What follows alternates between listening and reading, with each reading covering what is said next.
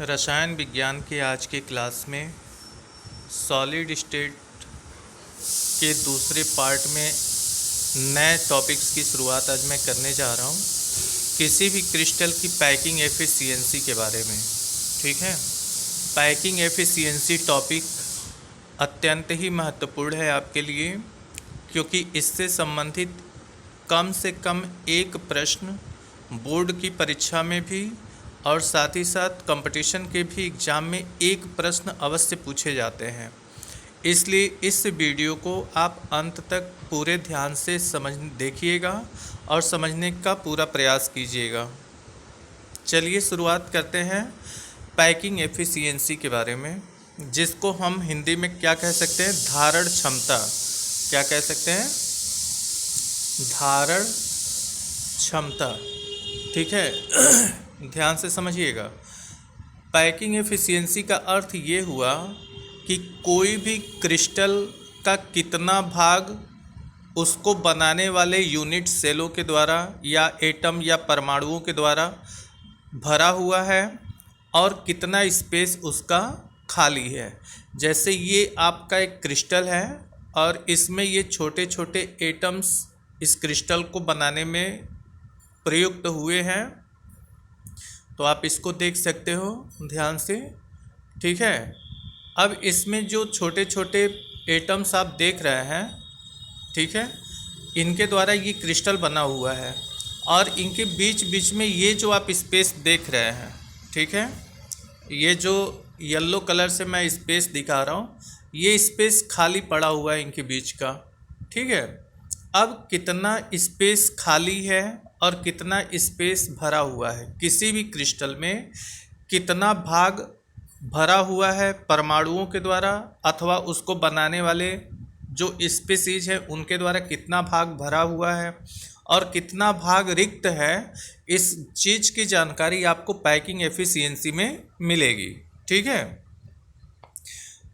तो packing efficiency का अर्थ यही है कि किसी भी क्रिस्टल, किसी भी यूनिट सेल में या किसी भी क्रिस्टल में कितना भाग उसका भरा हुआ है और कितना भाग रिक्त है, कितना भाग खाली है, इस चीज़ की गणना हम लोग पैकिंग एफिशिएंसी के अंतर्गत करेंगे।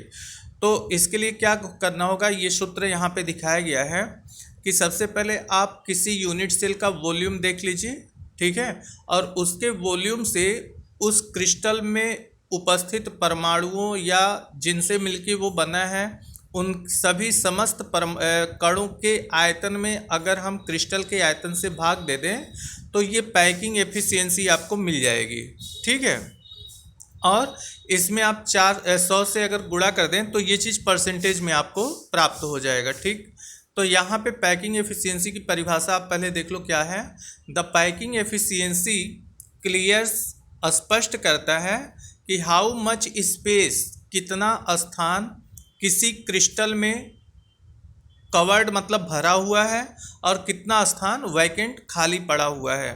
The crystal can be find out by the following formula, मतलब उस क्रिस्टल की जो पैकिंग एफिशिएंसी है, मतलब जो धारण क्षमता है, वो इस निम्न सूत्र द्वारा ज्ञात कर सकते हैं आप कि वॉल्यूम ऑफ द पार्टिकल्स, मतलब जिनसे वो क्रिस्टल बना हुआ है, उस पूरे पार्टिकल का जो आयतन होगा, उस आयतन में अगर क्रिस्टल के आयतन से आप भाग दे दीजिए वॉल्यूम ऑफ सीसी सिस्टम का मतलब क्यूबिक क्लोज्ड पैक्ड सिस्टम, मतलब यूनिट सेल के आयतन से आप उसमें इन्वॉल्व हुए सभी परमाणुओं के आयतन में यदि आप भाग दे दें तो उस क्रिस्टल की पैकिंग एफिशिएंसी प्राप्त हो जाएगी।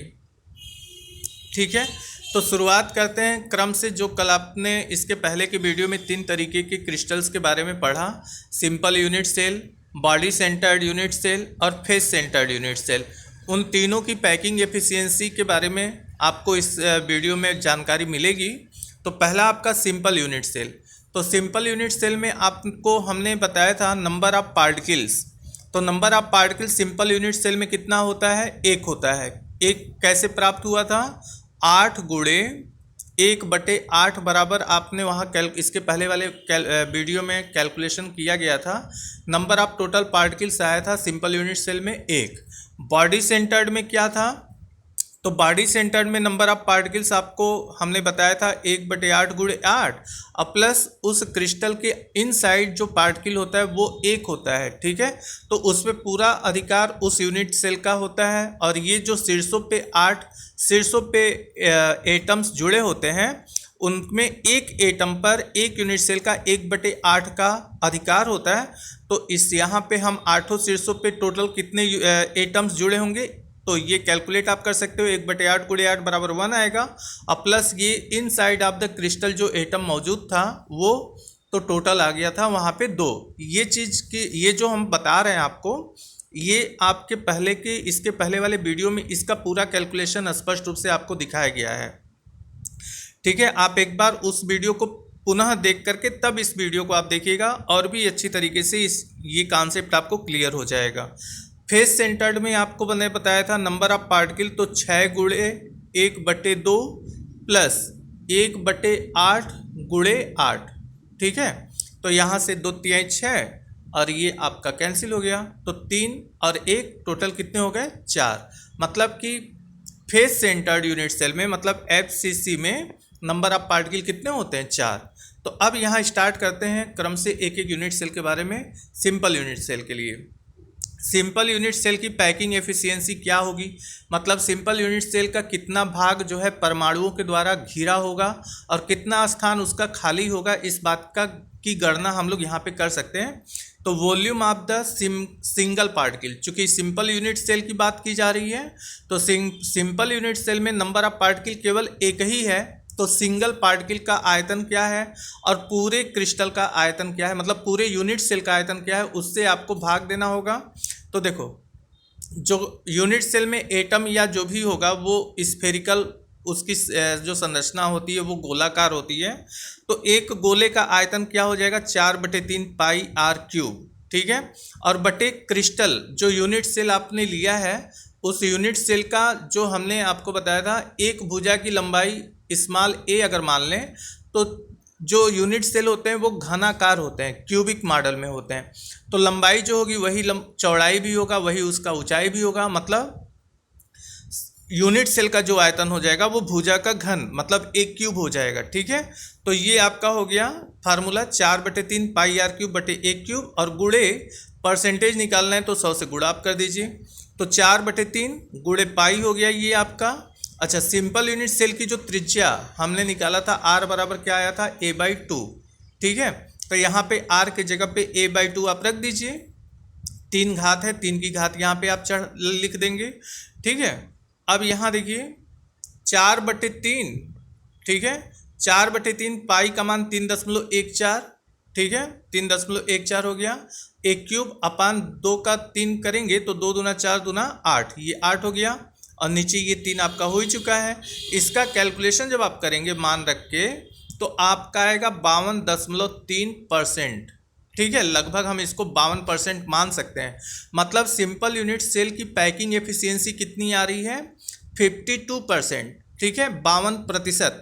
इसका अर्थ ये हुआ कि सिंपल यूनिट सेल में 52% भाग जो है परमाणुओं के द्वारा भरा हुआ होता है और उसमें 48% जो भाग है वो क्या होता है रिक्त होता है, खाली होता है, मतलब वैकेंट होता है। सिंपल यूनिट सेल में 48% स्थान खाली पड़ा रहता है, केवल 52% जो भाग है स्पेस है वो भरा हुआ होता है, ठीक है।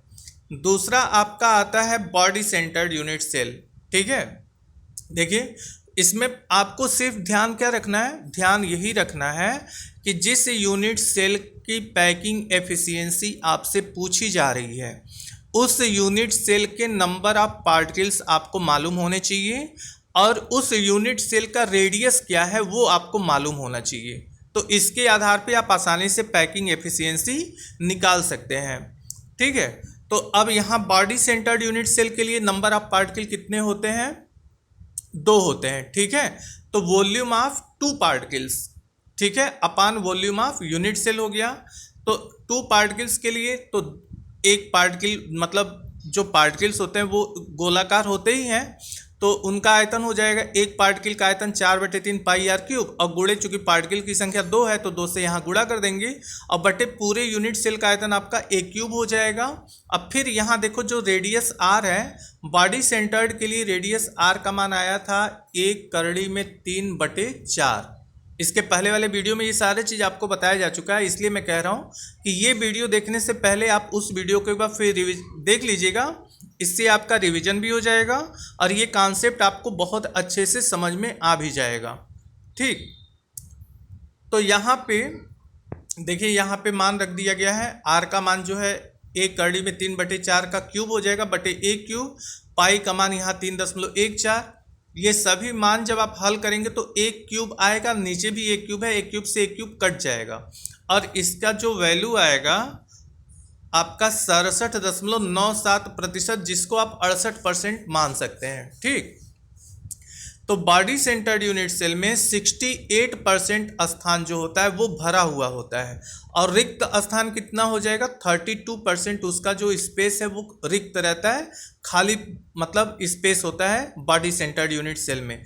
और पैकिंग एफिशिएंसी 68% का मतलब कि बॉडी सेंटर्ड यूनिट सेल में 68% स्थान वो जिनसे मिलकर के यूनिट सेल बना हुआ है, उस यूनिट सेल के पार्टिकल के द्वारा इतना 68% स्थान क्या हुआ है, कवर किया गया है, पूरी भरा हुआ है। ठीक है, देखिए लिखा भी है, it is clear that in the body centred unit cell, body centred unit cell में 68% स्थान जो है आर फील्ड भरे हुए होते हैं, एंड 32% स्पेस आर कवर्ड, मतलब सॉरी एम्प्टी, मतलब खाली रहता है। ठीक है, तो ये आपका हो गया।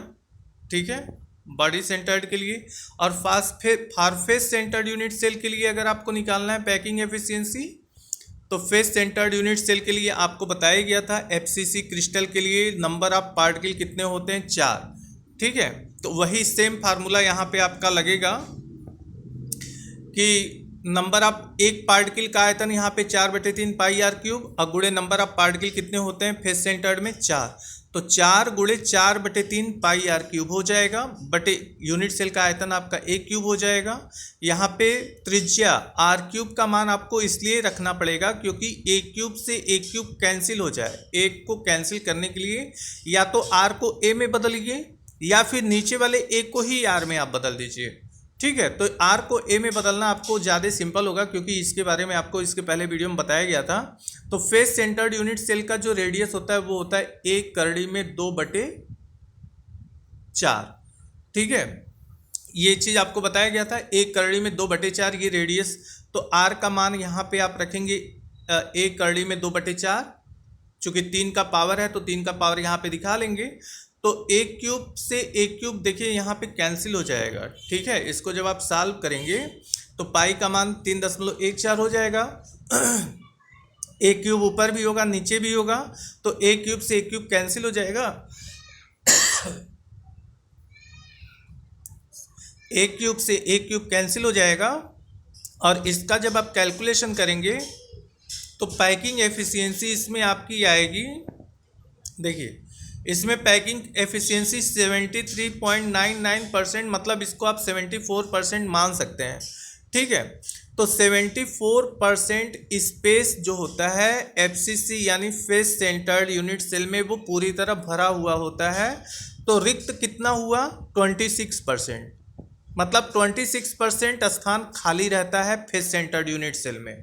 ठीक है, तो अब देखिए इसमें पूछा क्या जाता है, कंपटीशन के एग्जाम में इससे संबंधित क्वेश्चन यही पूछा जाता है। पहले तो ये जान लो, सिंपल यूनिट सेल के लिए हमने जो निकाला था, सिंपल यूनिट सेल के लिए आपने जो निकाला था वो था आपका 52% आया था। ठीक है, बॉडी सेंटर्ड यूनिट सेल के लिए आपने निकाला था, आया था 68% पैकिंग एफिशिएंसी, और फेस सेंटर्ड यूनिट सेल के लिए आपने जो निकाला था वो 74%। ठीक है, इसको सीसीपी भी आप कह सकते हो। ठीक है, सिंपल यूनिट सेल को। तो अब तीनों को आप चेक करिए, देखिए इसमें सबसे ज़्यादा पैकिंग एफिशिएंसी किसकी आ रही है, फेस सेंटर्ड यूनिट सेल की।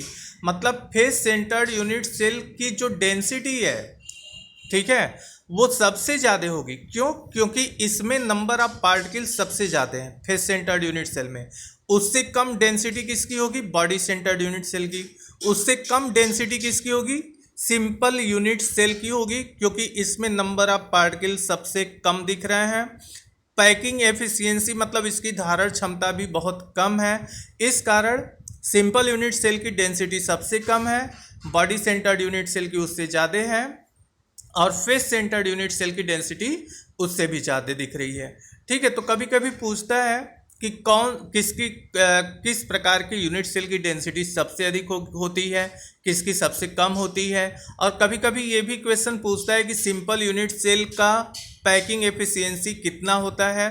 तो ये तीनों वैल्यू आपको याद होने चाहिए। ठीक है, 52% सिंपल यूनिट सेल के लिए, बीसीसी के लिए जो पैकिंग एफिशिएंसी 68% और एफसीसी के लिए पैकिंग एफिशिएंसी 74%।